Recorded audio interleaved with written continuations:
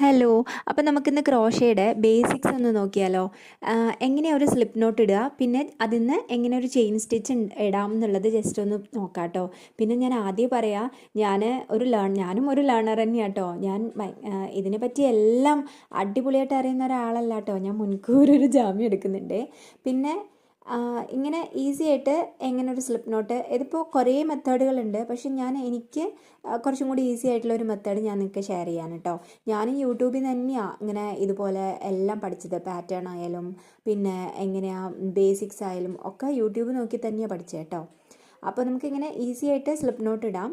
പിന്നെ നമ്മൾ ഒരു ചെയിൻ സ്റ്റിച്ച് ഇടുന്നതിന് മുന്നേ തന്നെ നമുക്കത് കയ്യിലൊരു ഗ്രിപ്പ് കിട്ടാനുണ്ട്. ആ ഗ്രിപ്പ് ഇടാൻ വേണ്ടിയിട്ട് ഞാൻ ആദ്യം സ്മോൾ ഫിംഗറിലൂടെ ഒന്ന് ചുറ്റിച്ച് യാണിനെ പിന്നെ ഇൻഡെക്സ് ഫിംഗറിലൂടെയും കൂടി ഒന്ന് ചുറ്റിച്ചിട്ട് അത് നമുക്കവിടെ ടൈറ്റ് അല്ല എന്നാൽ നല്ല ലൂസും അല്ല, ആ ഒരു രീതിക്ക് നമുക്കവിടെ ഗ്രിപ്പ് ഉണ്ടാക്കിയെടുക്കണം. അതാണ് ടെൻഷൻ കേട്ടോ.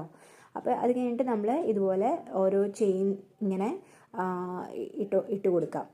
ഇങ്ങനെയാണ്. ഇത് ഈസി ആണെന്നാണ് ഞാൻ വിചാരിക്കുന്നത് കേട്ടോ.